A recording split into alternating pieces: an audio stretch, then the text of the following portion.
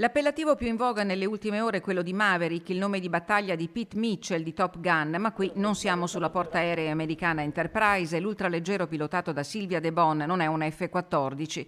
Tuttavia l'eco della manovra compiuta dalla 22enne che mercoledì pomeriggio ha fatto planare il suo aereo in avaria sulle nevi del Lagorai sopra Predazzo in Trentino ha fatto il giro del mondo. La giovane, fresca di brevetto di volo conseguito all'Aeroclub di Belluno e di una abilitazione al volo ottenuta negli Stati Uniti con una invidiabile dose di sangue freddo, ha salvato la sua di vita e quella dei 2 passeggeri dell'ultraleggero, il fratello Matteo con la fidanzata Giorgia, tutti di Longarone. Il papà Ettore parla di un miracolo. Mi ritengo fortunato, stavolta sì, perché diciamo che le statistiche non andavano a mio favore. Cioè, tutti quelli che sono caduti tutti male. Silvia De Bon era partita dall'aeroporto di Belluno per un volo turistico verso Bolzano con rientro lato Cortina. Verso Trento la decisione di riprendere la via di casa da Predazzo perché non c'era più tempo, ma sul Lagorai l'aereo perde quota. Lei mi ha detto che aveva sto calo di motore e che non è riuscita a far alzare l'aereo. La montagna, le pareti della valle erano troppo vicine e non sarebbe riuscita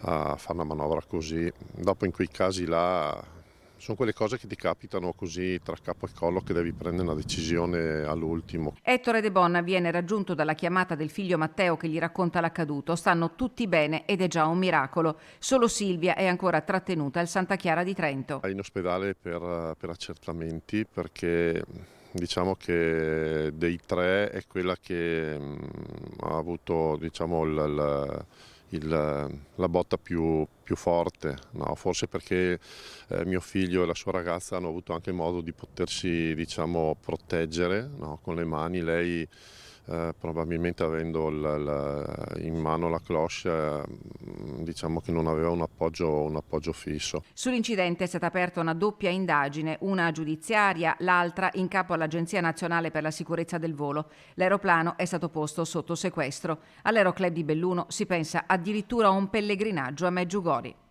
Io posso anche credere, ma io ci vado, ci vado.